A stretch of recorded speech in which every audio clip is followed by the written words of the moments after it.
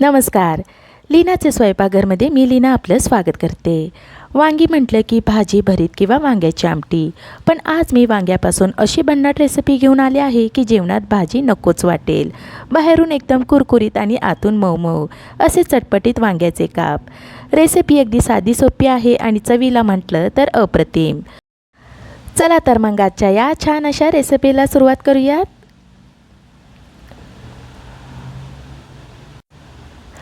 इथे मी 4 मध्यम आकाराची कोवळी वांगी घेतलेली आहे. तुम्ही भरताचे 1 मोठे कोवळे वांगे घेतले तरी चालेल. वांगी धुवून स्वच्छ कपड्याने कोरडी करून घ्यायचे. नंतर वांग्याचे देठ आणि काट्याकडचा भाग कापून त्याचे अर्धा सेंटीमीटर जाडीचे गोल काप करून घ्यायचे. वांग्याच्या कापावर थोडेसे मीठ, अर्धा लिंबूचा रस घालूया.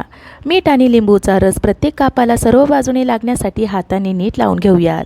वांगी चिरल्यानंतर थोडी काळी पडली होती, पण मीठ आणि लिंबू घातल्यानंतर त्याचा काळपटपणा लगेच निघून गेला आहे.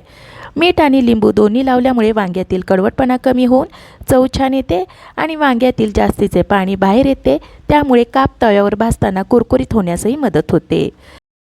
चला वांग्याचे काप पीठ आणि लिंबूच्या रसामध्ये मिक्स करून झाल्यानंतर 10 मिनिटे बाजूला ठेवूया. थोडं पाणी सुटायला लागलेलं आहे. तोपर्यंत आपण कोरडा मसाला तयार करून घेऊयात.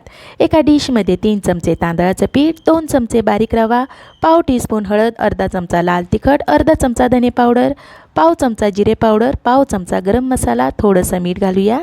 चमच्याच्या साहाय्याने नीट मिक्स करून घेऊया.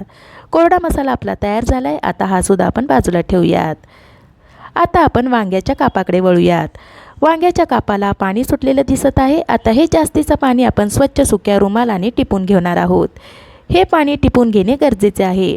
पाणी न पुसताच आपण कापाला जर सुके कोटिंग लावायला गेलो तर ते व्यवस्थित चिटकणार नाही. त्यामुळे ही स्टेप तुम्ही स्किप करू नका. पाणी टिपून झाल्यानंतर गॅसच्या मध्यम आचेवर तवा गरम करायला ठेवायचा आहे. उलटण्याच्या साहाय्याने तेल घेऊन तेलसुद्धा आपण पसरून घेऊयात. म्हणजे काप भाजायला ठेवले की ते तव्याला चिटकणार नाही.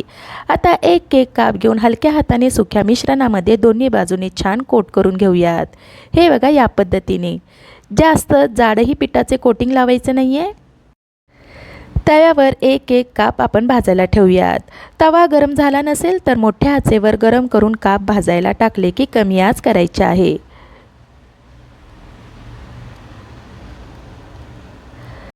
वांग्याचे काप भाजायला टाकले की गॅसची आच मंद ते मध्यम ठेवायचे. पटकन भाजण्यासाठी आपण याच्यावर झाकण ठेवूयात.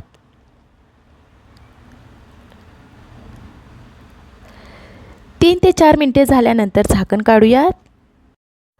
पहिल्यांदा आपण मधले जो वांग्याचा काप आहे तो पलटून घेऊयात, कारण ते लगेच भाजलं जातं.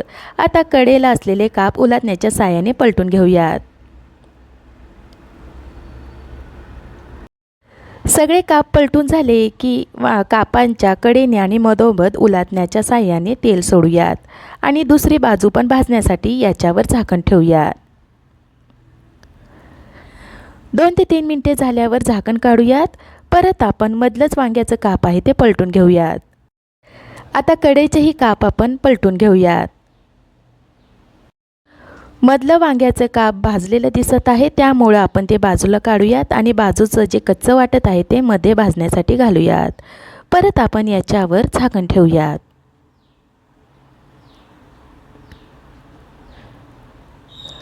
दोन 3 मिनिटे झाली आहेत. आता वांग्याचे काप दोन्ही बाजूने छान भाजलेले दिसत आहेत.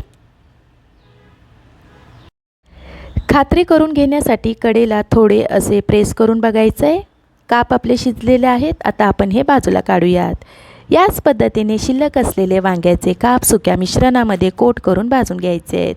वांग्याचे काप चपाती भाकरीसोबत भारी लागतातच, पण गरम वरण भातासोबत चटपटीत वांग्याचे काप एक नंबरच लागतात. गरम चटपटीत वांग्याचे काप खाण्यासाठी तयार झालेले आहेत. आजची ही साधी सोपी वांग्याच्या कापाची रेसिपी तुम्हाला आवडली असेल तर लीनाचे स्वयंपाकघर यूट्यूब चॅनलला लाईक, शेअर आणि सबस्क्राईब करायला विसरू नका. धन्यवाद.